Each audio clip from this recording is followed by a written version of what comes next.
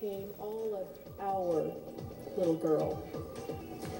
A child whose spirit captivated us and brought us together as we searched for her tirelessly, and relief at the news that an arrest had been made, and then absolute disbelief that it was someone who Sandra knew well, had trust in, and had spent time with often. The Tracy, California police chief making an obvious reference to Sandra's accused killer, Melissa Huckabee.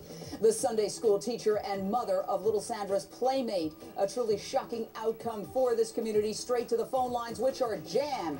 Kaylee, Florida, your question or thought, ma'am? Yes, Sunday school teacher Melissa Huckabee is still not given investigators any details about how Sandra died. Is it possible Huckabee is being tight-lipped so that she and her lawyer can develop a sympathetic defense? Well, I don't know, Bob Moffat, that she hasn't done that. I've heard reports that she's offered 4 different explanations.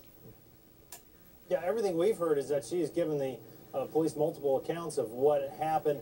And the way the police department described it, that she appeared that afternoon, that Friday afternoon, as cocky and full of herself and confident, and then by the end of the interview, she had become resigned, and that is when we believe that she confessed to the crime. So, right. As far as we know, her confession and the physical evidence have led police to where they are today. Yeah, we still don't know technically whether it's a confession. I mean, I've talked to the cops and they haven't confirmed that, but we shall see. More will be revealed at the preliminary hearing. Curtis Sliwa, you've been very patient. You are the founder of the Guardian Angels. For decades, you have been fighting crime, as many decades as I've been reporting on crime, and it doesn't go away. Horror stories continue. There is an underlying sickness in our society. You look at every neighborhood, there's registered sex offenders and child pornographers, and what is going on with America?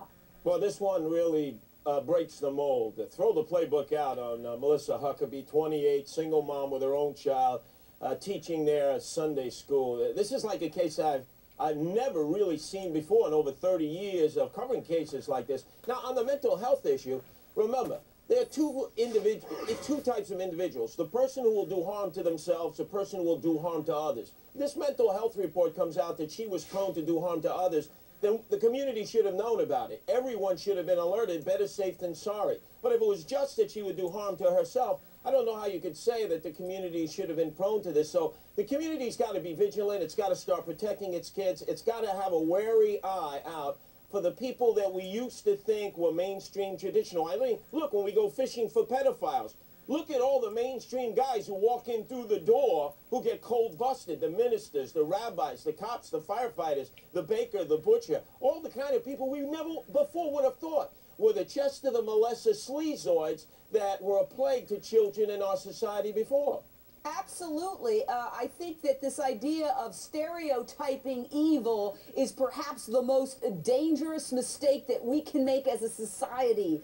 Evil comes in all sizes, shapes, colors, ages, genders, and we have to realize it's really a part of the human condition, and that's why I say we have to get beneath these cases. We don't know if this woman's guilty, but when the facts are laid out, we have to do a psychological autopsy and understand so that we can prevent. If this woman was in fact raped as a child, we don't know that, and then she's acting it out, Dr. Dale Archer, there's a way to intervene early and say if somebody is a victim of abuse, they don't have to act it out, they can get help. Right, absolutely. And I think the key comes back to, yeah, this absolutely breaks the mold because it's a female that's committed not only apparently a murder, but possibly also abuse as well. And the key, though, is that she had a psychiatric condition. And individuals, especially those that are psychotic, are ones that can be prone to this type of behavior. So early intervention and treatment in this case would have been just absolutely huge. We really don't know.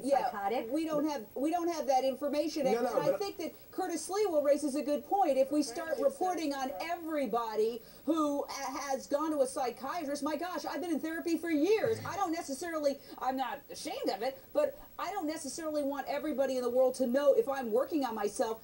That's a big difference from having a mental condition that could be dangerous to but others. Jane, you weren't mandated by a judge to seek treatment, and that's the key here, because only serious psychiatric conditions would a judge mandate psychiatric treatment. That's why I'm speculating that it's a severe condition. Had contacts with the criminal justice system. That's the difference too. She had contact with the criminal justice system coupled with a mental issue. People have to be on notice. That's Excuse me, if they're supposed to be on notice then, and she's a mother of a 5-year-old, then where was DSS? If she was that bad, where was DSS?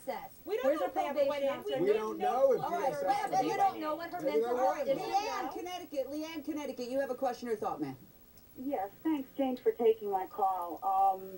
My condolences definitely go out to the family. It's a tragedy for this little girl. But I guess my question is today, how many Sandras are there going to be? How many Kayleys are there going to be? How many Danielles and Dams are there going to be? I hear you. Curtis Lewa, you want to take it? Oh, well, unfortunately, we have seen many cases in the past that have never received the kind of ongoing attention that these cases have deserved. And it should empower people. It should alert them. They need to mobilize, scrape the barnacles off their backside, get out into the streets, and start looking for the initial signs. Better to speak up than to remain silent and watch more of these cases unfold. We need more guardian angels out there. Thank you, Curtis, and I want to thank my entire excellent panel. More on Little Sandra.